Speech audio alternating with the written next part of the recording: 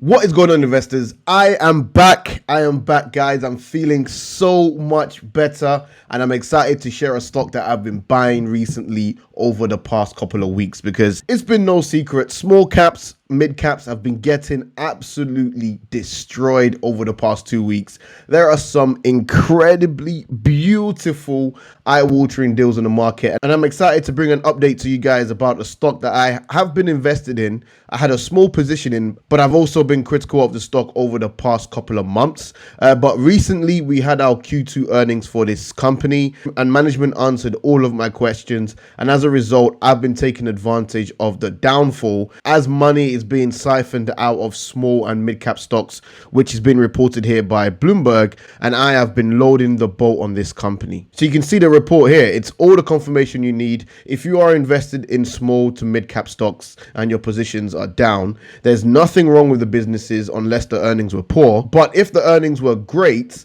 and the stocks are down, it's not you or it's not the company, it's just the way the market is being played right now. It says here US large caps were in vogue, receiving $14 billion, right, of inflows in the week, while investors pulled money out of US small caps and also growth stocks. So our job is to buy when there is blood in the streets. And if you take a look at the Russell 2000, it's been bloody. Okay, the Russell 2000, which represents majority of the small cap market, as you can see, it's an index that tracks that.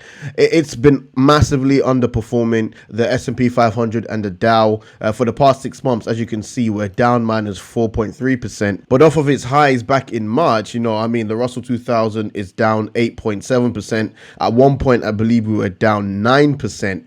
I think that was yesterday. So needless to say, there's a lot of blood in small to mid cap stocks. Whilst Wall Street are buying up the large caps and that's pushing the markets higher, we have to buy from pessimists and then eventually sell to optimists. Okay, so the stock that I'm referring to in this video is HIMS. Okay, ticker symbol is HIMS. Let me pull up my position now. So I currently have, well, actually this is a bit old. I'm now close to 2,000 shares. Before I started buying recently, I was sitting on only 500 or 600 shares, and I was waiting for Q2 earnings to come out. Prior to earnings, I had a lot of questions relating to our recent acquisitions, and some of the questions revolved around why the company hadn't filed an 8K form regarding multiple acquisitions that we had within the quarter, and I did start to doubt the management, but we did have earnings and they clarified all of the acquisitions, how much they cost, and both acquisitions of Apostrophe and Honest Elf, in my opinion, were great buys, and we're going to see the results of those acquisitions in terms of top line growth as soon as next quarter, but we're going to get into all of that. But since Q2, I have been buying quite aggressively. But yeah, so I'm sitting on 1,720 shares. My target, I want to get this position to 3,000 shares. Okay, so that's the size that I'll be comfortable with. As you can see, my average price is $9.74. So I am down on this position. But the lower this continues to go, the more I will buy. I'm so happy. I still have about 1,200 more shares that I intend to buy. And again, the lower it goes, the cheaper the shares become, cheaper it's going to cost me to continue buying and bringing this average down. I just can't believe how cheap this stock is, especially after the quarter we had. But hey, it's just the way the game is being played right now. It represents a great opportunity, in my opinion, for us to continue to build our positions on the way down, and then we'll be able to benefit on the way up because we have a lot more shares working for us, and I'm just really excited, man. But let me pull up my breakdown of Q2. Okay, so here is my growth metrics tracker. Okay, so this is what I'm using to track our subscribers, our net order values, our average order values, our online revenues, wholesale revenues, marketing, and gross margins. And we did have a lot of wins. We had a lot of W's, which I have also highlighted here. So we've got got our mission statement here. It's always good to remind yourself of what the vision for the company is. And the vision is simple. We are building HIMS and HERS into the new front door to healthcare, a new front door that will span dozens of medical specialities, which is part of some of the wins we had, welcoming customers of all demographics into a unified consumer platform that looks and feels and talks to them in a way that gives them confidence they are in the right hands. So that's our mission, okay? And with regards to the products, I did tease this in my previous video. I did order some products from HIMS, okay? So it's the vitamin C serum and it's also the everyday moisturizer. So a few guys in my Discord have been talking about I should get the hair shampoo, and if I should use a shampoo and then I get an afro, and that's a good testament about the products. But hey, look, I love my bald head, so I'm not going to be getting the shampoo. But yeah, a lot of guys in my Discord have joked about it. But yeah, I will not be getting the shampoo. I'm okay with my baldness. I'm embracing my baldness, as you say. But straight away, I mean, the packaging is very the branding is great. Okay, the branding is great. The packaging is good. The product as well comes in our typical color scheme. So that's is it brown? Would you call this brown? It's in line with our color scheme. We've got the HIMS brand here. And one thing I like as well, they've got like cheeky quotes on here, which just kind of brings it into 2021, right? 2021 is all about being quirky, especially with our target audience, which are more millennials. So it says here, no one tube should have all that power. No one tube should have all that power. That's what she said. I'm joking. And then this one here is the moisturizer. And it says, you know, handsome is no longer genetic. Okay. And you got other cheeky quotes here. It says, dodge the element like you dodge the haters. Thank you very much. I love that. I don't know if you guys can see it. It says, yeah, I don't know if you guys can see it, but yeah, dodge the elements like you dodge the haters. And again, you've got the moisturizer right here, again, in line with our branding. And I really love it. I like it. So, right, let's get into some of the highlights. So let's get into our growth metrics before we touch on the highlights, all right? Before we go into the wins, let's look at where we were. Okay, so in Q1 2021, right, we were sitting on 391,000 subscribers on our platform. But as of Q2, in our recent quarter, that grew by 15.65%.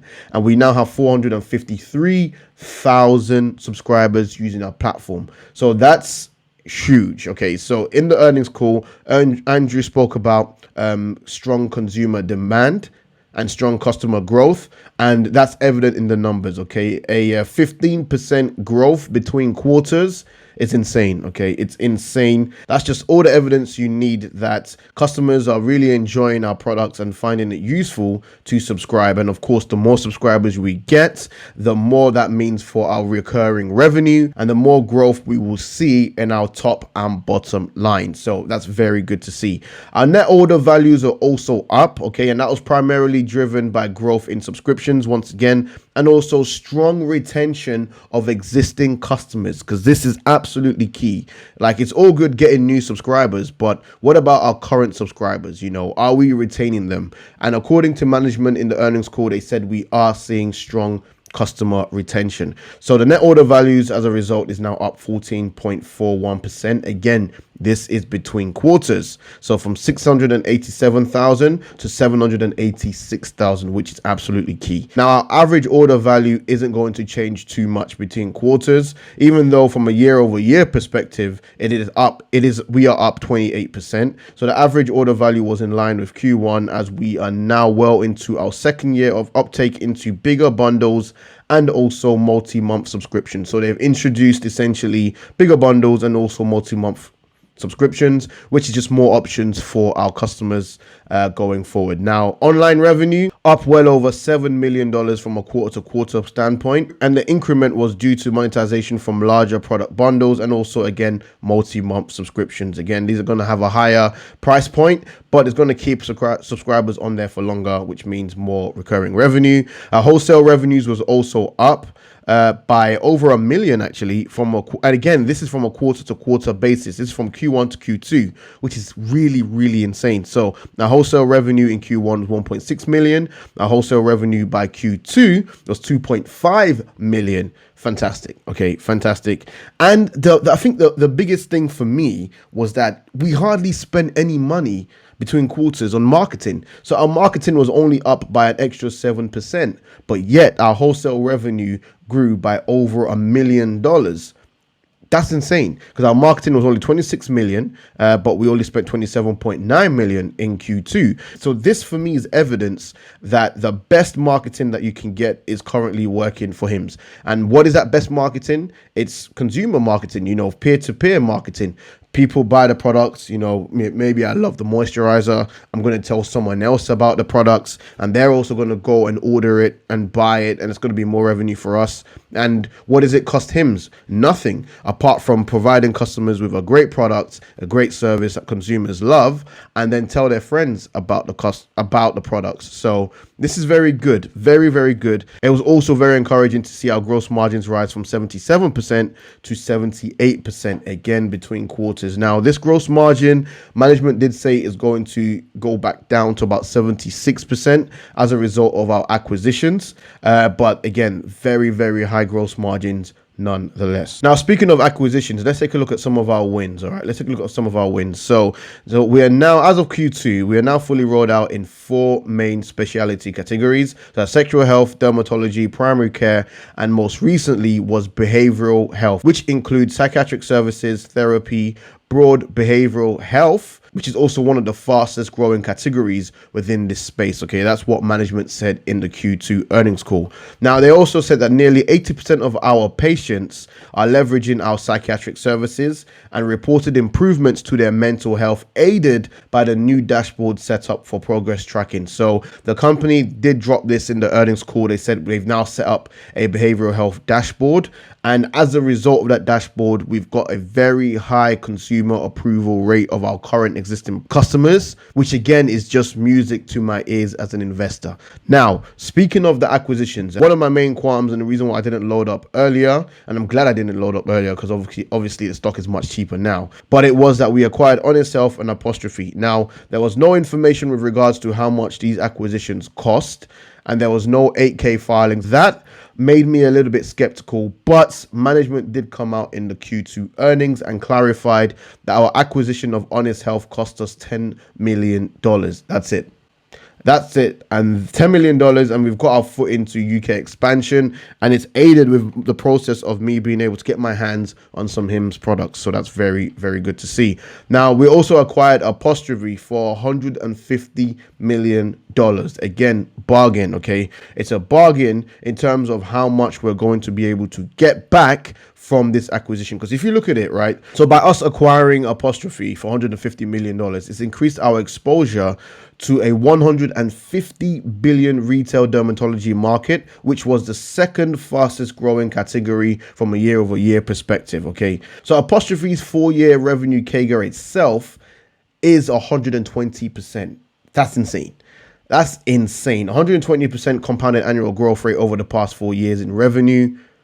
Amazing acquisition. And judging by how management described this acquisition, it doesn't look like we're going to come in and change too much, which is very good to see, because I mean they're already doing something right if they're growing at 120%. So I love acquisitions where we can just come in, take over, and not necessarily change the whole team or change the dynamics. The company is growing, just leave it as it is, but let us just benefit and reap the rewards of the growth from Apostrophe, and I absolutely loved it. Now, another reason why I love both of these acquisitions is because we are going to see an immediate impact of our acquisitions in as soon as Q3. Okay, so in Q3 we expect Honest Health and Apostrophe to generate $4 to $5 million in additional revenue as soon as Q3, guys. That's insane. That's a quality acquisition. Okay, this is how you weigh up acquisitions. You want to look at the results. You want to look at the fruit and how quickly are we going to start seeing a return on our investment. And it's as soon as Q3. 4 to 5 million by the next quarter. Amazing. Absolutely amazing. So other wins included a 50% of our order volume is now being fulfilled out of our Ohio pharmacy and fulfillment centers, with the goal to being fully integrated by year end 2022. I love this. Okay, I absolutely love this, and I had to make a note of this. Our goal is to be vertically integrated by year end 2022 is absolutely fantastic to see, especially in this current environment where we are seeing massive impacts of inflation, and many companies have reported it, including Corsair Gaming. Even Tattooed Chef also had an impact. But being vertically integrated will help keep these costs under control. They also mentioned that we've invested deeply in our anticipated mobile platform and insurance offering. This is what I want a bit more information on, okay? I want more information with regards to our insurance offering. Like, what would that entail? And in terms of revenue, how much is that going to grow our top line? I want more information about that. And management didn't really go into too much detail, but more information will be announced further this year, according to Andrew. And I'm really looking forward to it. And also in Q2, our marketing expenses increased by less than $1 million from a quarter over quarter, while revenues increased by 8.4 million over the same period. So we've already touched on this when we did the growth metrics tracker, but I'm very, very excited about it nonetheless. Now, if you look at our press release highlights, again, Q2 revenue grew 69% year over year to 60.7 million. We already know from our acquisition of Honest Health and also Apostrophe, that's going to add an additional 4 to 5 million to our top line. I'm expecting Q3 to really blow away analysts, but hey, my expectations have been wrong in the past. Hashtag tattooed chef. So don't quote me on that. Also, Q2 2021 online revenue grew 75% year over year to $58.1 million. We exceeded our Q2 2021 guidance. And as a result, the company raised full year revenue expectations to 251 million to 255 million, okay, which is an increase of 29 million at the midpoint versus our previous guidance, okay. And then they also touched on the subscriptions, which is up, and we also have a good retention rate of 88% long-term revenue retention rate in 3 years as compared to 2 years due to our customer experience strengths, okay. And this really is where I want to end this video on, because we do have a ton of competition. All right, I will be the first to admit there's not a shortage of competition within this space, within the sector, but the moat that I think HIMS has, number one, is the brand. HIMS, I think the brand is very good. Also, judging by the numbers that we are seeing, their customer experience seems to be very strong, because we are growing the number of our subscribers and we're spending even less on marketing. That's a good sign that customers are telling their friends, their family about our products. And that's why we are seeing such rapid growth with such very little expense spared on marketing. Although Q3, the company have made us aware in the earnings call, we're going to see an increase in marketing, and that's due to bringing on Miley Cyrus, who will be a brand ambassador. So it was Spencer who spoke on it. He said, we also expect marketing expenses to increase by $9 million to maybe $11 million quarter over quarter, driven by one, the inheriting ongoing marketing expenses of Honest Health and Apostrophe, and two, costs associated with celebrity endorsement agreements, including Miley Cyrus, which will include approximately $2 million to $3 million in stock-based compensation expense within marketing expense, in addition to other cash-based expenses. So we are going to see an increase in expenses by Q3. So put that into your research notes. But I mean, overall, I'm very, very happy with HIMS, and I can't wait to get my position to about 3,000 shares. It would represent about 6 to 7% of my portfolio, and I'm very happy with that size. I'll keep it at that. So it won't break into my top 4 or top 5 positions, but a significant size nonetheless. So guys, the stock dropping is an absolute gift of an opportunity, in my opinion, especially if you are looking at this company long term. You've seen how the company is growing. Currently, the price to sales ratio is sitting at 7.38. The company have no debt on their balance sheet with $317 million in cash. I think this needs to be updated. I think it's a lot less now, but current ratio as well needs to be updated. It's currently 12.30. So we have a very strong balance sheet with great growth ahead of us, great acquisitions, which is giving me a lot more confidence in our management and also Andrew as our CEO. Yeah, I'm bullish, man.